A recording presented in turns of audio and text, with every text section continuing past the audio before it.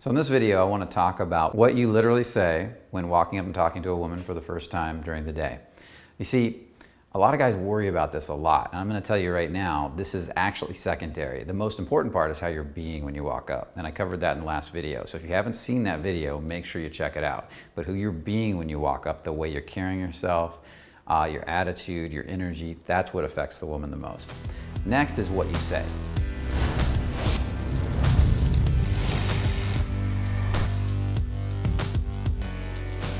Now, you can be direct or indirect. Indirect is fine. It's flirty, it's playful, it's fun. It's great for practicing being flirty, and I love to be flirty and have fun with people throughout the day to practice my conversation skills. But if I see a woman I really like and I want to meet her and I want to go over and say hi to her, I prefer direct. It really allows you to demonstrate that you're a man, that you can step up and you can step into tension, play with tension, and you can even be a little vulnerable and let a woman know you like her. And it cuts right to the chase and makes things 10 times easier. So how do you do this when you first walk up to a woman? Well, it's really simple. The first thing you do is you want to create context. The next thing you want to do is let her know why you're there. And then the next thing you want to do is see if, because you like her and you find her attractive from a distance, doesn't necessarily mean that you instantly want to get her phone number and get a date with her. So the third thing you're doing after that is getting her to share stuff about herself with you in what they used to call investing, but I don't like using old pickup terms. But for some of you that know it, I'll use it right now for a little bit. And so the first thing that you would do is walk up and create context. What does that mean? Context is why are you there? Or creating a reason for being there. Yes, you like her is why you're there, but if you can create initial context that's just a little bit before that, it kind of opens her a little bit to receive your acknowledgement or your compliment or whatever you're going to say.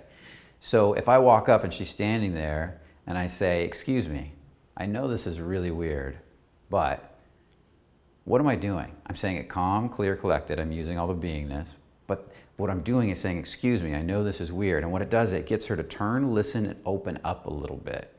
Because when you deliver the acknowledgement, you want to make sure she's open and connected with you and listening.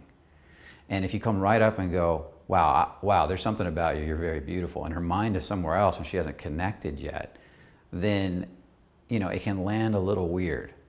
So saying something like that, "Excuse me, I know this is weird," or "I know this is strange," or if she's on the cell phone, "I know you're on a cell phone, but I just had to tell you this. Excuse me. I know you're on a cell phone, but I just had to tell you this."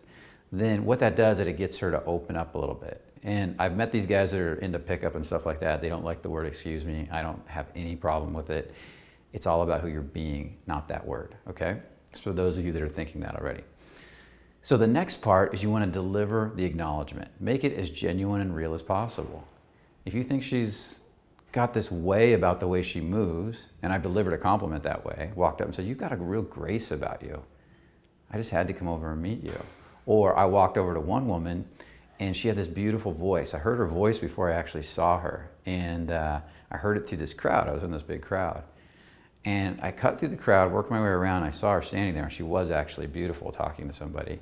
And I said, "Excuse me, I know this is weird, but I heard your voice through the crowd and I just had to come meet you.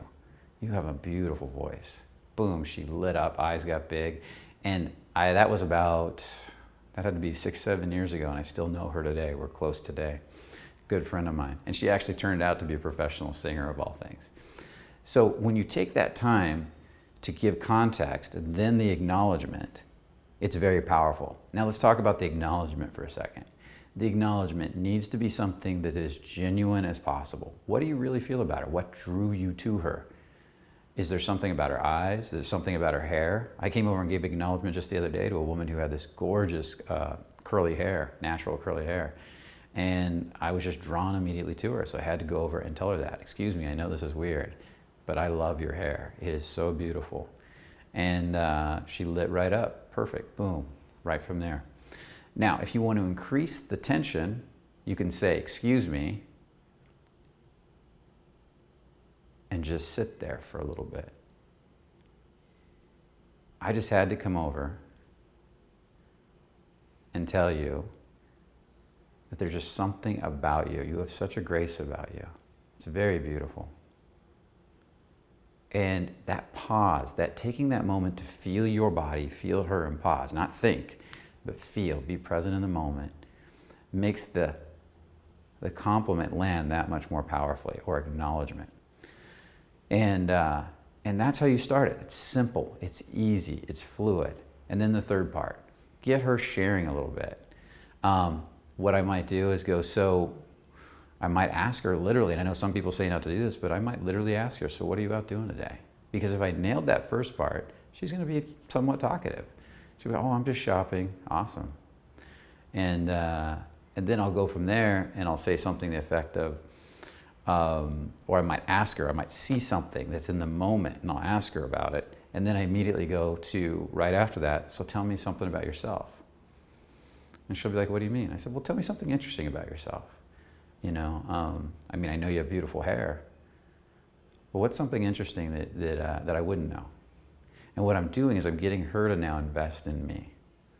And she'll be like, oh, well, I love to sing, or I do hair as a profession. Oh, really? What got you into that? And you start going from there. So it's a 3-step process.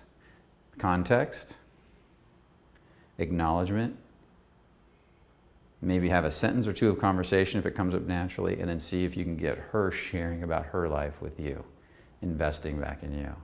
And that gets the conversation going.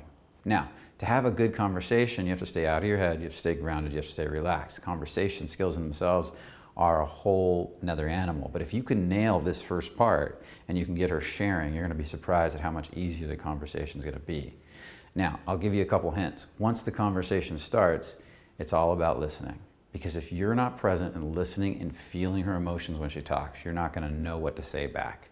And most guys try to think about what to say back, not listen and feel her emotions. That's why they don't know what to say. As soon as you do that, as soon as you relax and stop worrying about what to say next, you'll be surprised at what comes up. Stay in that tension and play with it. So again, I'm going to re-go over it. You go up, create context, give her the, and then number 2, you give her the acknowledgement, and number 3, you get her telling you something about herself, investing back, asking her specifically. So tell me something about yourself. And that's the beginning of a good conversation. So I hope you like this video. Make sure you comment below. I'd love to hear your comments. Make sure that you subscribe. If you're interested in learning more about how to do this stuff for real with the models in the workshops, where we actually look at all the sub-communication, the stuff that drives it and gets everything working, then make sure you check out our workshops. And with that said, as always, remember, what would you do if you were not afraid? I'll see you in the next video. Positive thinking versus these clients, these guys I see that always say, well, I'm hard on myself because it makes me work harder.